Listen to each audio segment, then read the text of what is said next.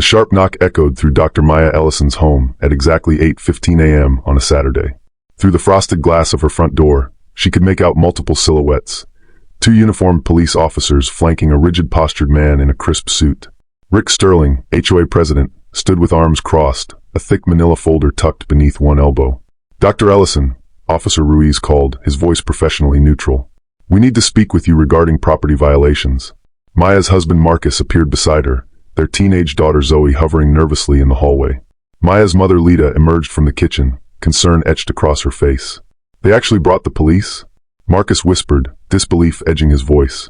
Maya took a deep breath, smoothed her shirt, and opened the door, facing the small delegation on her porch. "Final notice," Sterling announced coldly. "Your property is being seized." "You can't be serious," Maya said, gripping the doorframe. "This is our home." Sterling's thin smile never reached his eyes. "Your continued defiance of community standards has left us no choice." The board voted unanimously. Officer Ruiz shifted uncomfortably. "Ma'am, we're here to ensure the process remains civil." The second officer added, "You have 48 hours to remove personal belongings before the property reverts to HOA control." Marcus stepped forward. "This is completely illegal. You can't just—" "It's all outlined in the covenant you signed," Sterling interrupted, tapping the folder. "Section 29, paragraph C. The HOA reserves the right to reclaim properties in cases of extreme noncompliance." Zoe's voice cracked from behind. "Mom, they can't take our house, can they?" Maya felt the weight of her family's fear, but beneath it, something else stirred, determination. They had picked the wrong homeowner to intimidate. 3 months earlier, Maya had sat late into the night at her desk, surrounded by stacks of legal documents. Her environmental science background had taught her to be methodical, to document everything. "You should sleep," Marcus had said, bringing her tea. "Almost done," she'd replied, organizing another file. "Every violation notice, every selective enforcement incident, every illegal board decision, it's all here."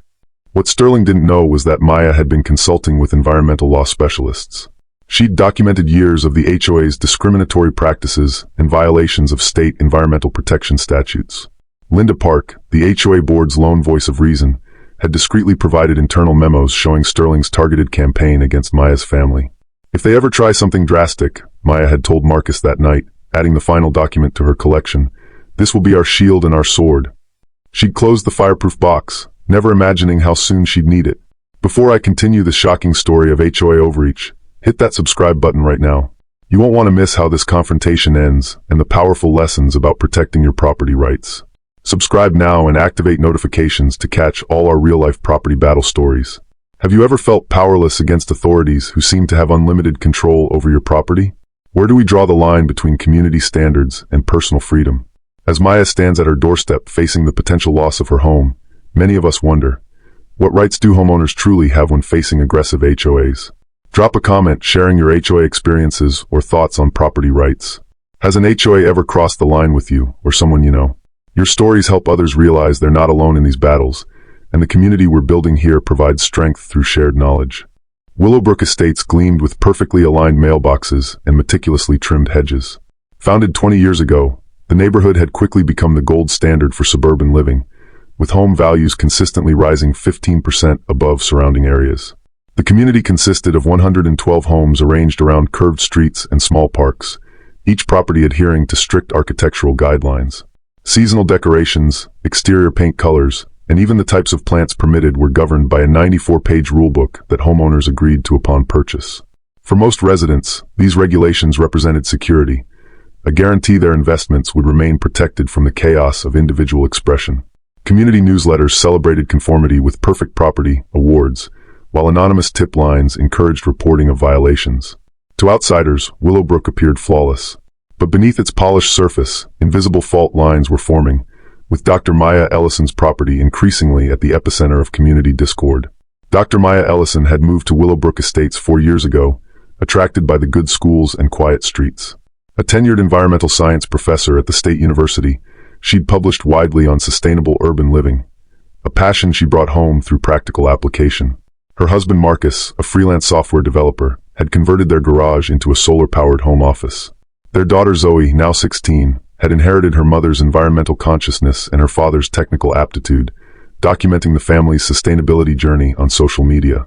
Maya's mother Lita had joined the household last year after a health scare, bringing her tradition of vegetable gardening and composting. The multi-generational household thrived on a blend of innovation and tradition. Their home stood out for its practical modifications: solar panels on the roof, rainwater collection barrels discreetly positioned at gutter downspouts, and a front yard transformed from water-hungry grass to native plants arranged in eye-pleasing patterns. The backyard contained raised vegetable beds, a small greenhouse, and efficient composting systems. These changes reduced their utility bills by 62% while producing fresh vegetables year-round. All modifications Maya believed were reasonable adaptations to modern environmental challenges, regardless of what her HOA manual dictated. Rick Sterling had chaired the Willowbrook Estates HOA for 11 consecutive years. A retired Air Force colonel with a penchant for precision, he approached neighborhood governance with military discipline. His salt and pepper hair was always perfectly cut, his polo shirts invariably tucked in, his expression perpetually vigilant. The 7-member board comprised mostly original Willowbrook homeowners: Barbara Mitchell, a retired elementary school principal; James Wilson, a corporate accountant; Patricia and Harold Green, a married couple who owned a local insurance agency; and Tom T.J. Jenkins, a semi-retired contractor whose neighborhood watch blog documented every minor infraction. The lone dissenting voice came from Linda Park, a Korean-American attorney who had joined the board last year hoping to modernize some policies. Her suggestions for environmental exemptions were routinely outvoted 6-1. Board meetings followed Robert's Rules of Order with rigid adherence. Sterling kept a timer for public comments, cutting off microphones at exactly 3 minutes regardless of who was speaking. The board's decisions were documented in precise minutes, filed in chronological binders displayed prominently in the community center. Rules exist for a reason, Sterling often declared. Without structure, communities crumble. Without enforcement, rules become suggestions. The conflict began with a simple notice taped to Maya's door regarding her solar panels. Though legal under state law, the HOA claimed they violated aesthetic standards. Maya applied for a variance, providing documentation and research on property value increases associated with sustainable modifications. Request denied. Next came citations for the native plant landscaping, followed by violations for the rainwater collection system. Each notification arrived promptly on the first Monday of the month, each fine larger than the last. Other homeowners with similar modifications watched nervously. Some quietly removed their own rain barrels. Others began attending board meetings, sitting silently as Maya presented her case month after month. The community divided into factions: rule followers who supported Sterling, modernizers who sided with Maya, and the largest group, those too intimidated to take a public stance either way, who watched from behind drawn curtains as the controversy intensified. How do you respond when those in power seem determined to make an example of you? Have you ever faced an unreasonable authority figure who wouldn't listen to logic or reason?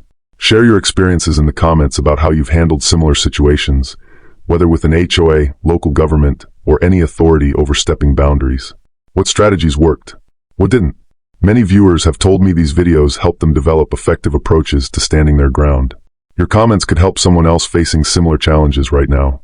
Plus, I read and respond to as many comments as possible. The first official violation arrived in Maya's mailbox exactly 2 weeks after her solar panel installation. The letter cited unauthorized external modifications and demanded immediate removal, despite state laws protecting renewable energy installations. When Maya responded with printed copies of these laws, Sterling issued a second violation for her native plant garden, calling it unkempt vegetation inconsistent with community standards. The $150 fine arrived despite the garden's careful design and regular maintenance. By month 3, the violations became weekly occurrences. $250 fine for rainwater collection barrels, unsightly storage containers. $300 fine for the greenhouse, unauthorized outbuilding. $200 fine for compost system, potential nuisance. Each letter bore Sterling's signature, each amount larger than the last. The escalating financial pressure was clearly designed to force compliance. The most absurd citation came after Maya installed motion sensor lights for security. Sterling personally delivered a violation notice claiming the lights were excessive illumination disturbing neighborhood aesthetics. "We installed these for safety," Maya explained, demonstrating their modest brightness. Sterling merely pointed to his clipboard. Section 17.3 clearly states all external lighting must be approved by the Architectural Review Committee. "But the greens on Oakwood have identical lights," Maya pointed out. "Different circumstances," he replied curtly, walking away. Maya initially sought middle ground, applying for official variances and attending HOA meetings to explain the environmental and economic benefits of her modifications. She brought research showing how sustainable features increased property values and offered to host educational workshops for interested neighbors. "I'm not trying to cause problems," she told the board. I simply want to make my home more efficient and environmentally responsible. She volunteered for the landscaping committee, hoping to help update guidelines for drought-resistant plants. She even redesigned her rainwater system with decorative barrels that resembled classical urns, attempting to address aesthetic concerns. For 3 consecutive meetings, she arrived with professionally prepared presentations and reasonable compromise proposals. Each time, Sterling cut her microphone at exactly 3 minutes. Each vote ended 6-1 against her proposals, with only Linda Park supporting them. Rules cannot be bent for individual preferences, Sterling declared. That path leads to chaos. Maya began noticing inconsistent rule enforcement throughout Willowbrook Estates. The revelation came when she jogged through the neighborhood at different times, documenting variations with her phone camera. Board member Harold Green's oversized satellite dish violated the same external modification rule cited against her solar panels. TJ Jenkins' constant recreational vehicle parking exceeded the 48-hour limit. Patricia Green's non-regulation mailbox had stood unchallenged for years. Most telling was Sterling's own property. His backyard featured a built-in fire pit identical to one the board had forced another homeowner to remove last year. Maya created a meticulous spreadsheet, cross-referencing violations against enforcement actions. The pattern became clear. Rules were strictly enforced against newer homeowners, particularly families of color or those who had questioned board decisions. Officer Ruiz, often called to supervise contentious HOA interventions, noticed Maya photographing violations. "Gathering evidence?" he asked one evening. "Just documenting patterns," she replied. He hesitated. "My sister fought an HOA in California. These situations can get complicated." "I've noticed," Maya said. "Just documenting isn't enough," he offered quietly. "The law requires written notification of each inconsistency. Establish a paper trail." Maya thanked him, adding a new column to her spreadsheet. As Maya's conflict with the HOA intensified, Willowbrook Estates residents took sides. Sterling's supporters, mostly original homeowners, complained about troublemakers threatening property values. Others quietly sided with Maya, recognizing the board's overreach. Emily Tran, a young graphic designer new to the neighborhood, received a violation for her modest vegetable garden. Rather than remove it, she contacted Maya for advice. Retired teacher Carlos Rodriguez faced fines for installing accessibility ramps for his wife's wheelchair. When the board demanded removal, Maya connected him with a disability rights attorney. Linda Park began providing Maya with internal board communications, revealing discussions targeting specific homeowners. "They're discussing your property weekly," Linda confided. "Sterling calls you the problem that needs solving." Most surprisingly, TJ Jenkins approached Maya after a particularly heated meeting. "Don't tell anyone I spoke to you," he muttered, "but check the original community covenant, page 38. There's something about environmental exemptions they removed from the current version." The resistance was growing. The certified letter arrived on a Tuesday afternoon, bearing the official Willowbrook Estates letterhead and requiring signature confirmation. Maya opened it at the kitchen table, her face growing increasingly pale as she read. "Final notice of compliance, 10-day remediation requirement." The document listed every modification to their property, demanding complete removal within 10 days. Solar panels, native gardens, rainwater collection, greenhouse, all must be eliminated and the property returned to original approved condition. The final paragraph delivered the crushing blow. Failure to comply will result in property lien placement, followed by seizure proceedings under Covenant Section 29C. All accumulated fines, $17,450, must be paid in full with 9% interest. No extensions or appeals will be considered at this stage. Rick Sterling had included a personal note. "The board's patience has expired. Compliance or consequences." Marcus read it twice. "They can't possibly enforce this." Maya looked up grimly. "I think they're actually going to try." The HOA's attorney, Jeffrey Walsh, arrived unannounced the following day with formal legal documents. "I've filed these with the county," he explained, handing Maya a thick envelope. "We're establishing legal right to place a lien for noncompliance and unpaid fines." Maya examined the paperwork. "This isn't legally binding without court approval." Walsh smiled thinly. "Section 29C of your covenant explicitly grants the HOA authority to place liens and initiate property seizure without separate judicial review. You agreed to this when purchasing your home." "That's constitutionally questionable," Maya countered. "Perhaps," Walsh replied, "but fighting it will cost you considerably more than compliance." The conversation drew the attention of neighbors. From across the street, Emily Tran recorded the interaction on her phone. 2 doors down, the Rodriguezes watched nervously, aware their accessibility modifications could make them the next target. That evening, Sterling and 3 board members conducted a final inspection, photographing every alleged violation while standing at the property line. "They're documenting everything for the seizure," Marcus observed from the window. Maya nodded. Time to activate our contingency plan. Call Linda. We need those internal communications now. And tell Zoe to prepare the digital evidence packages. The chess game was reaching its climax. The confrontation at Maya's doorstep, Sterling flanked by police officers, marked a dangerous escalation. Officer Ruiz looked profoundly uncomfortable as Sterling presented the final notice of seizure.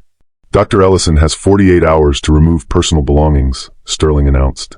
After which, locks will be changed and the property secured for remediation. What's your role here exactly, Officer Ruiz? Maya asked pointedly. Ruiz shifted his weight. We're here to prevent any disturbances during the notification process. Not to enforce the seizure itself? Maya pressed. This appears to be a civil matter, Ruiz acknowledged cautiously. Sterling interjected. The department has agreed to assist in property securing after the 48-hour window. Actually, a voice called from behind them. That's incorrect. Linda Park approached, briefcase in hand, legal documents visible. The police department has explicitly stated they cannot participate in civil seizures without court orders. I have their response to Mr. Sterling's request right here. Officer Ruiz straightened. Ms. Park is correct. We can respond to disturbances, but cannot assist in property seizure without judicial orders. Sterling's face flushed crimson. This is HOA business, Linda. You're overstepping.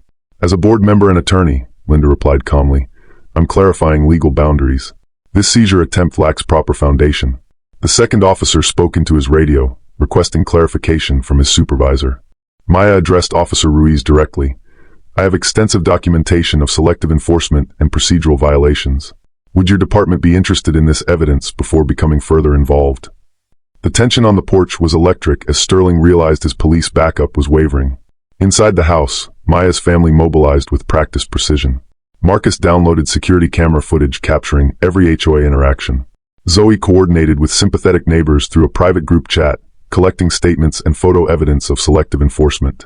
Lita, surprisingly calm, prepared coffee.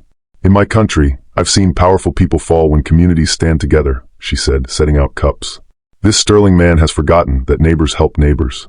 When Maya returned inside, her family had transformed their living room into a command center. Laptops open, documents organized, allies connected digitally. We're ready, Marcus said. Time to deploy our secret weapon. Have you ever reached that breaking point where you had to stand up against someone misusing their authority? That moment when backing down wasn't an option anymore? Share in the comments about a time you faced injustice and how you responded. Did you fight back or find another solution? What would you do in Maya's situation with your home at stake? Your experiences help build our community of support against overreach. Plus, your insights might give someone else the courage they need to stand up for themselves when facing similar challenges. Like this video if you're ready to see how Maya's secret weapon changes everything. You've made a critical miscalculation, Mr. Sterling, Maya said, directing everyone to her dining room where a fireproof lockbox sat prominently on the table. For 2 years, I've documented every interaction with this board. She unlocked the box, revealing meticulously organized files color-coded and cross-referenced. This contains 347 instances of selective enforcement, Maya explained, gesturing to the blue folder. The red folder holds 52 procedural violations committed by the board, including holding unauthorized private votes and failing to provide legally required notice periods. Marcus opened his laptop, displaying a dashboard with surveillance footage from their property. We have recorded every inspection, every interaction, with timestamps and transcripts. Zoe pulled up a secure website. Copies of everything exist on secure servers, with automated distribution to state authorities if tampered with. Linda nodded appreciatively. Dr. Ellison has been extraordinarily thorough. From a separate accordion file, Maya removed dozens of signed affidavits from neighbors documenting their experiences with discriminatory enforcement. Officer Ruiz examined one of the folders. This is remarkably comprehensive. I'm an environmental scientist, Maya replied. Research, documentation, and evidence are my professional foundation. I hoped I'd never need all this, but I prepared as if I would. Sterling's confidence visibly faltered as he realized what he was facing. Maya placed a binder marked legal framework on the table. These modifications aren't just personal preferences, they're protected by law. She pointed to highlighted sections of state statutes. The Solar Rights Act explicitly prohibits HOAs from banning solar installations. The Rainwater Reclamation Act of 2019 protects water conservation systems. The Native Plant Protection Program gives homeowners legal grounds for replacing non-native landscaping. Maya turned to a tabbed section. More concerning is this. Section 29C of our covenant, which you've cited for property seizure, was legally invalidated in Hopkins versus Clearview Estates when the state Supreme Court ruled such provisions unconstitutional. Linda added, "The board received notification of this ruling last year, but continued citing the invalidated provision." Maya continued, "Furthermore, your selective enforcement violates the Fair Housing Act. Our documentation shows a pattern of targeting families of color and those who question board authority." She pulled out a USB drive. "This contains evidence the board knowingly violated environmental protection statutes. The original covenant you removed from circulation actually required the HOA to accommodate environmental modifications." Officer Ruiz studied the legal documents with growing concern. These appear to be significant legal violations. Sterling's face had lost all color. "This is preposterous. The board is always." "The evidence suggests otherwise," Maya interrupted firmly. An emergency board meeting was called that evening at the community center. Every seat was filled, with residents standing along the walls. The tension in the room was electric as the board members took their places at the front table. Sterling attempted to follow standard procedure. "This meeting will come to order." "Point of order," Linda interrupted. "Given the nature of today's issues, I move that Dr. Ellison be given unlimited time to present her evidence." Patricia Green objected, but the overwhelming crowd support forced a vote. The motion passed 4-3, with T.J. Jenkins surprisingly siding with Linda and two other members. For the next 30 minutes, Maya methodically presented her evidence, projecting documents and photos on the wall screen. She outlined each violation committed by the board, supported by legal citations and evidence. "This HOA has operated as a fiefdom rather than a democratic body," Maya concluded. "The attempted seizure of my property was the culmination of years of overreach." Sterling repeatedly tried to interrupt, but Linda firmly enforced the approved motion. As Maya finished, Sterling stood. "This is a gross exaggeration. The board has always acted in the community's best interest." From the back, Emily Tran called out, "Then why are there different rules for different homeowners?" The room erupted in supportive applause. The results were immediate and decisive. A vote of no confidence removed Sterling and 3 board members. The property seizure attempt was unanimously rescinded, all fines canceled, and a committee formed to revise the outdated covenant. Linda Park was elected interim board president, with Maya and 3 other homeowners joining as temporary advisors. As the meeting adjourned, Officer Ruiz approached Maya. "That was impressive. You didn't just win, you transformed the entire community." Maya smiled, watching neighbors talking animatedly about future improvements. "Sometimes the best weapon isn't a legal loophole or a clever strategy," she reflected. "It's simply being thoroughly, meticulously prepared for the fight." 6 months after the confrontation, Willowbrook Estates had undergone a remarkable evolution. The revised covenant, now half its original length, established clear, equitable guidelines that balance property values with homeowner rights. Monthly board meetings, once sparsely attended, now overflowed with engaged residents. The previously rigid 3-minute speaking limit expanded to meaningful dialogue between board and community. Most striking was the physical transformation. Native gardens flourished across the neighborhood. Solar installations appeared on multiple rooftops. Rain collection systems, now standardized with aesthetically pleasing designs, dotted the landscape. The community newsletter, once filled with violation notices, now showcased innovative sustainability projects and celebrated individual contributions to neighborhood improvement. 3 years later, Willowbrook Estates had become a model for HOA reform across the state. Property values increased 23% above comparable neighborhoods, directly challenging the old assumption that rigid conformity was necessary for financial security. The annual Sustainable Community Open House drew visitors from surrounding counties, with Maya and other residents offering workshops on environmental modifications and community governance. Rick Sterling moved away, but most original residents stayed, finding unexpected satisfaction in the revitalized community. The neighborhood demographics diversified as the reformed HOA attracted environmentally conscious families of varied backgrounds. Most importantly, a culture of respect replaced the previous atmosphere of surveillance and control, proving that communities thrive through collaboration rather than coercion. This story demonstrates how preparation, knowledge, and community support can overcome even the most entrenched power structures. Have you experienced similar conflicts with authorities in your neighborhood? I want to hear your stories. Share your HOA experiences in the comments below. Did you fight back? Did you find resolution? Your insights could help others facing similar challenges right now. If you found this story valuable, please subscribe to our channel for more real-life accounts of everyday people standing up for their rights. Hit that notification bell to never miss our weekly uploads of property rights victories and practical advice for dealing with overreach.